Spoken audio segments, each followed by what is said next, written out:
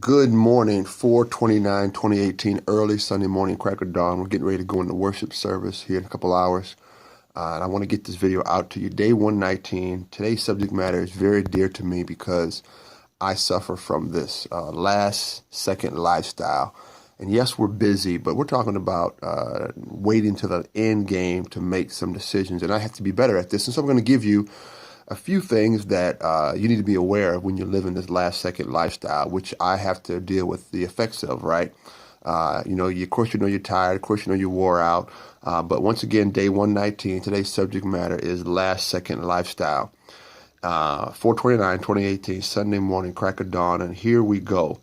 We're talking about last second lifestyle, meaning that, living free flying, right? Or free falling, right? Living off the cuff, unprepared. And when you wait till the last minute on some stuff, you're going to pay 3 to 5 times, sometimes 10 times the cost of items. And so I realized that. And so I'm getting better over the last 2 years, being able to plan better, right? And you also know that when you live a last second lifestyle, your stress factor goes through the roof. You have, situation may be blood pressure is bad. And basically what I'm getting at is living this lifestyle will ultimately kill you, right? It's going to kill your health, kill my health. So I got to get better at not living a last second lifestyle. Now, some people say, oh, I thrive.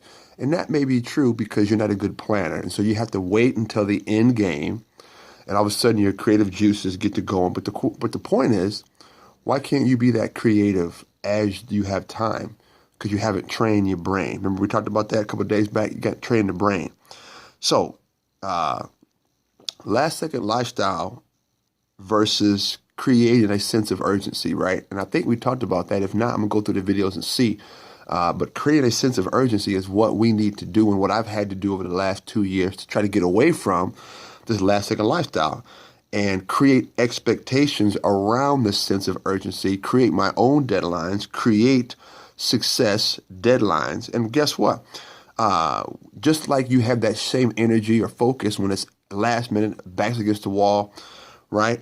You have to create that so you're not living against the wall, back against the wall, in-game strategy. So what's one or two things that I've had to really look at to try to get away from this last second lifestyle? One is I finally began to automate my bills. Now, some of you guys say, oh man, you're 10 years old. You're right. But I really never trusted technology on that level. And guess what happened? Everything was going fine for a year. And the bank that I was using switched out providers. And I wasn't realizing that my money was having to actually go out of state and then be brought back to different places. So you have to be very careful. Yes, I'm a big fan of automated bills. And I've gone back to that even right now at a different institution.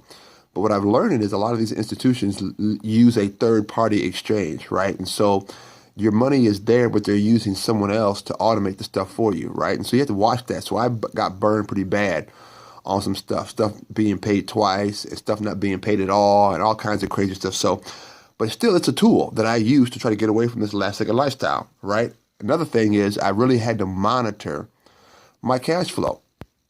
For example, being an entrepreneur, you have to know how often your cash flow comes in, right?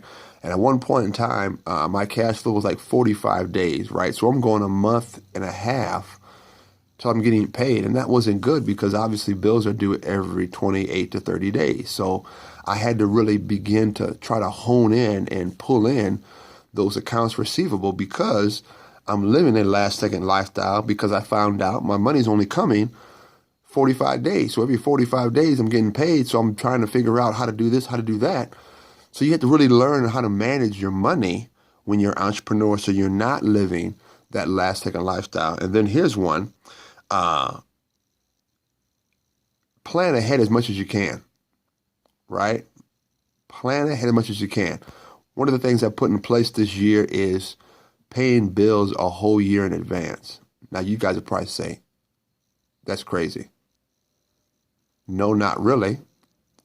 Because if you have the money, you can, and you know the bill's coming, go ahead and spend the money because it's a bill. It's an obligation, right? So go ahead and pay, have the money set aside so when the bill comes next year, you can pay it. I'm not necessarily an advocate about paying bills 2 or 3 years in advance. I'm not necessarily saying that. But what I am saying is right now I've got an account that I'm setting aside my resources for next year's obligations. And so I'm not trying to scramble around to pay the bills at the last second. Now, as an entrepreneur, you got to learn how to manage your cash, right? You may have 2 or 3 good months in a row, and then you may have a bad month or a bad run. So I challenge you, right? Stop living the last second lifestyle. I know it can be fun. I know it can be beneficial in your creativity category. But day 119, 4/29/2018, it's your man Earl, www.deuceswild22.com. Last second lifestyle. Guess what? Get away from it. Start planning ahead. God bless you.